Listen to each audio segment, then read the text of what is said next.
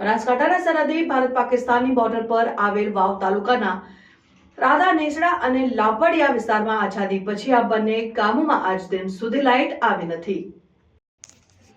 બનાસકાંઠાના સરહદી ભારત પાકિસ્તાનની બોર્ડર પર આવેલ વાવ તાલુકાના રાધા નેસડા અને લાપડિયા વિસ્તારમાં આઝાદી પછી બંને ગામના આજ દિન સુધી લાઇટ નથી આવી। જોકે મહત્વની વાત એ છે કે કહેવાય છે કે રાધા નેસડા ગામે વિશ્વનો મોટો સોલાર પાર્ક બનાવવામાં આવ્યો છે, જે સોલાર પાર્ક દ્વારા ગુજરાતમાં વીજળી આપવામાં આવે છે, પરંતુ આજ ગામમાં વીજળી નથી, જેને લઈને સ્થાનિકો મુશ્કેલીનો સામનો કરવો પડે છે। સાંજ પડતાની સાથે જ બંને ગામના અંધારપટ છવાઈ જાય છે, ત્યારે લાપડિયા વિસ્તારમાં 70 થી 80 પરિવાર વસવાટ કરે છે અને રાધા નેસડા ગામમાં 600 પરિવાર વસવાટ કરે છે, જેમાં ગણ્યા ગાંઠ્યા 50 ઘરોમાં 6 મહિના અગાઉ વીજળી આપવામાં આવી છે, પરંતુ હજુ 500 થી 550 પરિવાર અંધારપટમાં રહી રહ્યા છે અને ગામોમાં ચૂંટણી વખતે નેતાઓ મોટી વાતો કરીને જતા રહે છે, પરંતુ ગામમાં આજ દિન સુધી વીજળી આપવામાં આવી નથી, જેને લઈને સ્થાનિકો ભારે મુશ્કેલીનો સામનો કરી રહ્યા છે। જ્યારે પંચાયત ઘર અને સરકારી દવાખાનામાં અને પ્રાથમિક શાળામાં વીજળી છે, પરંતુ ગામોમાં વસવાટ કરતા પરિવારોને વીજળી ના હોવાને કારણે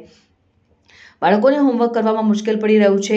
રાજ્ય સરકાર અને કેન્દ્ર સરકાર દ્વારા સરહદી વિસ્તારોનો વિકાસ દિવસે ને દિવસે વધારવામાં આવી રહ્યો છે। ખાસ કરીને બનાસકાંઠા જિલ્લાની બોર્ડર ઉપર કેન્દ્ર સરકાર અને રાજ્ય સરકાર દ્વારા દર વર્ષે લાખો કરોડો રૂપિયાની ગ્રાન્ટ ફાળવી વિકાસના કામો કરવામાં આવી રહ્યા છે, ત્યારે બનાસકાંઠા જિલ્લામાં આવેલા સરહદી વિસ્તારના ગામોમાં કેવા પ્રકારના વિકાસના કામો થયા છે અને આજે પણ બનાસકાંઠા જિલ્લાના સરહદી વિસ્તારના લોકો પોતાનું જીવન કેવી રીતે પસાર કરે છે તે જાણવા માટે ભારતની ટીમ પહોંચી હતી અને ભારત અને પાકિસ્તાન બોર્ડર પર આવેલા છેલ્લા ગામોની મુલાકાતે આજે ભારત અને પાકિસ્તાની બોર્ડરને આવેલું રાધા નેસડા અને લાપડિયા ગામ, આ બંને ગામ દેશ આઝાદ થયો ત્યારથી આજ દિન સુધી વિકાસની રાહ જોઈને બેઠા છે। ભારત અને પાકિસ્તાનના ભાગલા પડ્યા તે દિવસથી આ ગામમાં મોટાભાગના લોકો પોતાના પરિવાર સાથે જ વસવાટ કર્યો હતો, પરંતુ આજે વર્ષો વીતી ગયા તેમ છતાં પણ બોર્ડરના વિસ્તારોમાં વર્ષોથી રાધા નેસડા અને લાપડિયા ગામમાં કોઈ જ વિકાસ કરવામાં આવ્યો નથી, જેના કારણે તેની પ્રજા વર્ષોથી અનેક સમસ્યાઓનો સામનો કરી રહી છે। ભારત હોય કે કોંગ્રેસ હોય, માત્ર સરહદી વિસ્તારમાં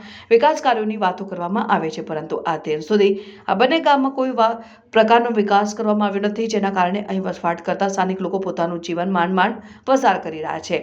રાજ્ય સરકાર એક તરફ મોટા ઉપાડે બનાસકાંઠા જિલ્લાના બોર્ડર વિસ્તારોનો વિકાસ કરવાની રોજે રોજ વાતો કરી રહી છે, પરંતુ બોર્ડર વિસ્તારમાં વસવાટ કરતા લોકોની સ્થિતિ કંઈક અલગ બતાવી રહી છે। આ ગામમાં વસવાટ કરતા લોકોને નથી તો પીવા માટેનું પાણી મળતું કે નથી ઘરમાં અજવાળે રહેવા માટે લાઇટ મળતી કે ન, જેના કારણે વર્ષોથી રાધા નેસડા અને લાપડિયા ગામમાં આજે 7 વાગ્યાની સાથે જ અંધારપટ છવાઈ જાય છે। બોર્ડર વિસ્તારનું કામ હોવાને કારણે અહીં વસવાટ કરતા લોકોને રાત્રિના સમય રહેતા પણ ભય સતાવી રહ્યું છે, તેમ છતાં અહીંના લોકો ભય વચ્ચે પણ પોતાનું જીવન પસાર કરી રહ્યા છે। ચારે બાજુ જ્યાં નજર કરો ત્યાં માત્ર ગરીબી હેઠળ જીવન પસાર કરી રહ્યા છે લોકો જ નજરે પડે છે। ખાસ કરીને બોર્ડર વિસ્તાર પર રાત્રિનો સમય થતાની સાથે જ અહીંના લોકો ઝેરી જીવજંતુના ભયના કારણે પોતાના બાળકોને સમયસર જમવાનું આપી ખાટલા ઉપર સુરક્ષિત રીતે રાખવામાં આવે છે। બોર્ડર વિસ્તારના છેલ્લા ગામોમાં લાઇટ આવે તે માટે સ્થાનિક લોકોએ અનેકવાર સરકારમાં રજૂઆત કરી છે, તેમ છતાં આજ દિન સુધી આ ગામમાં